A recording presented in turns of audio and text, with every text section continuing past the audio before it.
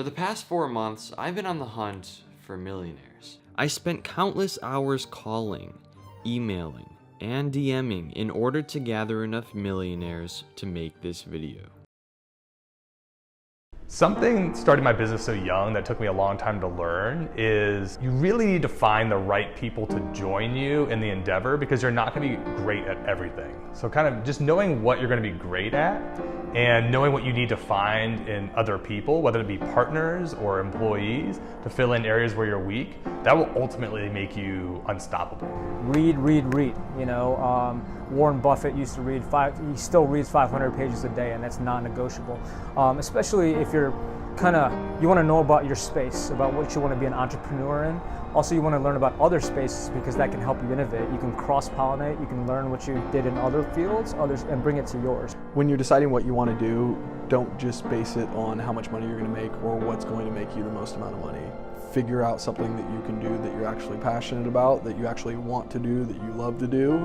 And if you chase that, money will come and you'll actually be happy doing what you're doing every day. The best advice I could give an aspiring entrepreneur would be to be patient and also do what you love. When you do what you love, it's not like going to work.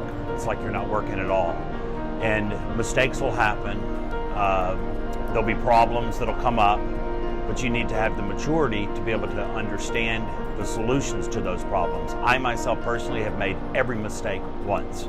The key is don't repeat that mistake. So I wish when I first started my business, someone had told me how hard credit was going to be to get, and I would have signed up for every credit card I could get while I still had a job. It's very difficult to get credit from institutions once you start, because they see you as too high risk. The biggest asset is your fearlessness, is your willingness to be naive and just go for it.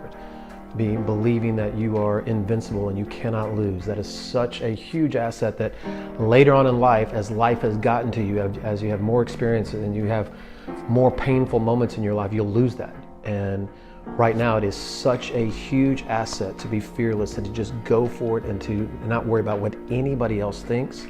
Tap into it, and tap into it as often as you possibly can, because that is where all the magic happens, is in the action. Find your passion, what drives you, motivates you on a daily basis and long term. And the second part of that would be hard work and commitment. Never give up. It requires a strong constitution to delve into what really inspires you and motivates you to be creative.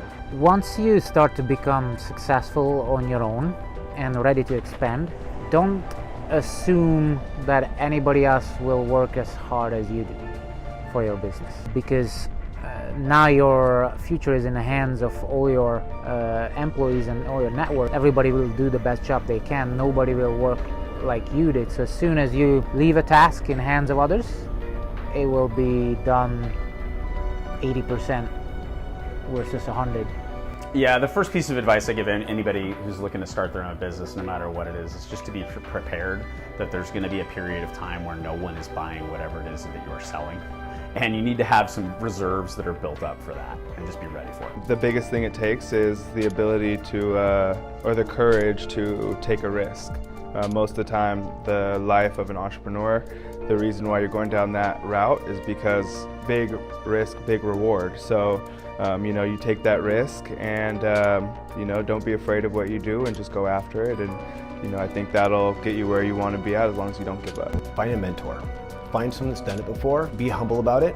Ask them for advice. Most people that are successful in any industry want to help. I think there are a lot of people like Elon Musk who come out with different paths for their entrepreneurship. He starts out as like a developer and then goes on to rockets and cars and everything, right? But not everybody's Elon Musk. I think it's really important to pick something that you're going to be passionate about from the beginning, because if you get 20 years in and you feel like it's not the thing for you, you can lose a lot of momentum. Most entrepreneurs, when they're starting out, have a passion for the work that they do, and they're focused on producing their product or their service. But having a better knowledge of sales and marketing is something I think is very important. A lot of people get involved because they have that passion for the product, but maybe they don't know about sales and marketing as much as they should. And that's something I really wish I had spent much more time studying when I was younger. One piece of advice I give to an aspiring entrepreneur is either commit right now or don't, but you're gonna have to make the decision right now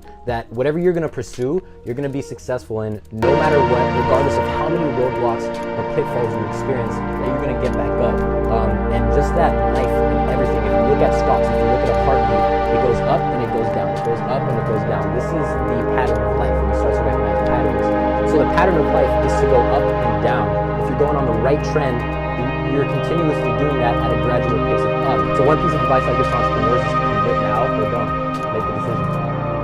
It's to follow your heart. Like, follow what you love to do. Because for me, in my journey, I realized that, I started a bunch of different businesses, but I really love the journey. Even though I failed, I still love the process.